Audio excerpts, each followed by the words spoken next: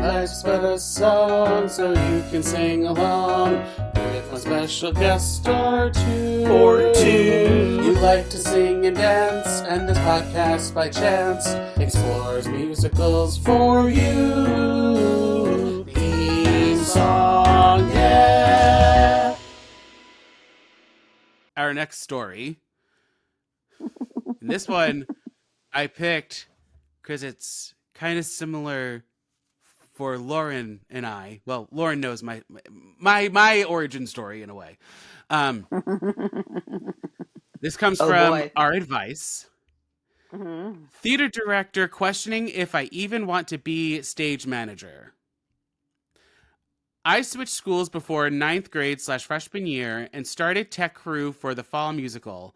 I was recovering from the constant bullying I experienced at my old school. Naturally, I was a little bit anxious and didn't really know how to voice things to others. The fall of 10th grade, my teacher / director approached me and asked me if I wanted to be stage manager for the next 2 years since the current stage managers were going off to college. I, very ecstatic, said yes. I began showing up to rehearsals shortly after. I helped with tasks around the Performing Arts Center. I'm assuming they just wrote PAC. So Yeah, probably. Assisted the main stage manager with whatever she needed done. It was so much fun. More all caps. Eventually, my teacher approached me at a rehearsal. I can't quite recall when or what happened that day, but I must have been under some stress, and the fact that I've been in poor health the past year doesn't help me much. But she went to me and said, "Are you sure you want to be a stage manager?" Obviously, I was a bit taken aback and said I still did, and I was sure about my decision. Come this spring, I signed up to direct the spring play and help with props / some tech aspects to prepare myself more. In my meeting, she kept on hesitating when talking. Sorry, there's no L there. When talking about me being stage manager, like she didn't think I'm going to go forward with it. Her being so hesitant makes me feel so poorly about myself and scared moving forward. I'm disabled and often in pain and exhausted from it.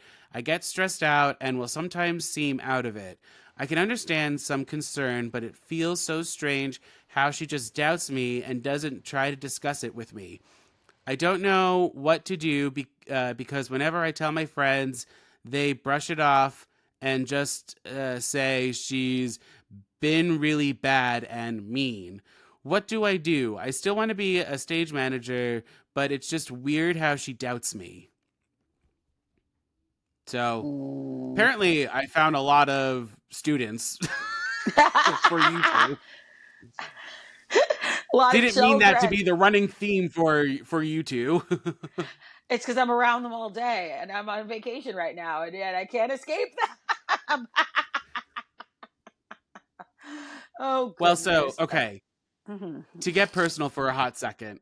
Sure. I picked this because I was in a similar situation in high school where I originally wanted to go to school for musical theater. Haha, surprise.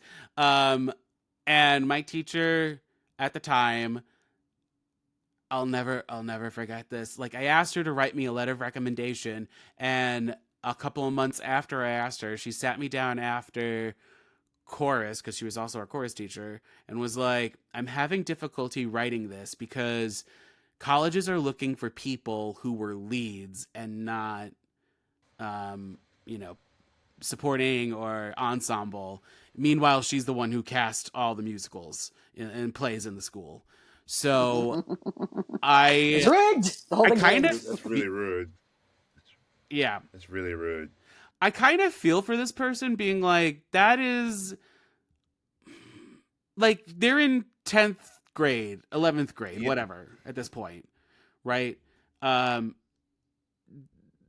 hard for them. I mean, like the best friend story, this is hard for them to like hear. Like, it's a hard truth that you're not prepared to hear, and you have to like ease into it because kids are emotional. However, like the other story, there is some hard truth in here. 'Cause if you want to be a stage managing is very difficult, Oh, and you a do thousand have to percent. have you have to have. I don't know of any. I don't know of any, and I'm sure there could be of many um, disabled people with the stage managers. I could be wrong. Is that do you guys may know more than I do? I Might. mean, I feel like people have things that they just don't talk about. You know, But she has a physical. it sounds like it. Yeah. Yeah, and stage managing is pretty physical. Can be physical. Hmm. So they might be trying to express some hard truths on her as well. Yeah, but I feel like there's a tone and the words. Yeah. And the kids don't know what's on the other side. Like people told us stuff about the acting world. Actually, some things that weren't true. uh, but, What? You but were lied like to? yeah. What? How dare Shocker. they? Oh Wow. my goodness. Sorry. Okay, continue. But yeah, you just have to follow your passion if that's what it is. If that's what she feels she can do it. Mm, How about you, Lauren? What are your thoughts? mm, You're mulling it over. It feels like. no, I know what my thoughts are. Um, because the question really is how should this person move forward, right? That's really the core question: Yeah. Hmm. is how do I move forward with this obstacle of the the teacher being reticent, excuse me, to do anything. This sounds like a conversation that another neutral adult needs to be a part of. Like this is not a conversation that should going forward trying to find an answer.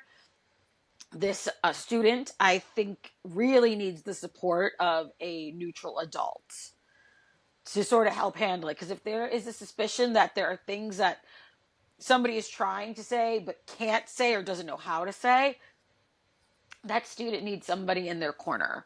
It's something John knows this. We had a similar issue with the same teacher growing up, where she pulled me in for a conversation, and did have other neutral adults in the room, but by with the what was said should never have been said in the first place, in the way in which things were worded. And I went home that night and told my mother what had happened, and my mother kind of brought hell down on this particular individual for the words that she used, and she was like, that is not the way you speak to a child. That is not, she is a child. She may look like an adult, but this is a 14-year-old Mm, child. So it's yeah. the kind of thing where you really do need like a Yeah. parent or somebody that this person trusts to be in the conversation with them, Mhm. because this sounds like there's something delicate going on and it's not being handled terribly well by the arts professional. I'm going to call the teacher that in this situation. No. Does that make sense? So I really just, that's what I think is like, there needs to be another adult present for this conversation just to make sure that everything is clearly understood. We want there like to not be any like question or words being misconstrued or anything like that. That's really what I think. By the way, I ended up. Mhm. I did get that letter of recommendation from this teacher, and it was the most bland, generic Oof. thing. Oof. That's rude. It The felt like best she letter, I just mean, Google searched copy and paste, recommendation letters baby. and plugged my name in there. Yeah. Yeah. That was interesting about that particular group of teachers because I experienced the same thing where like the best letters of recommendation I got were from my math teacher and my Italian teacher. They were the ones who wrote the most beautiful letters of recommendation. And I was like, I feel like I have to I love send in that. one from my music teacher, but I really don't want to because it is just so. Ugh. And I'm like, ugh, academia, fuck. In short, fuck.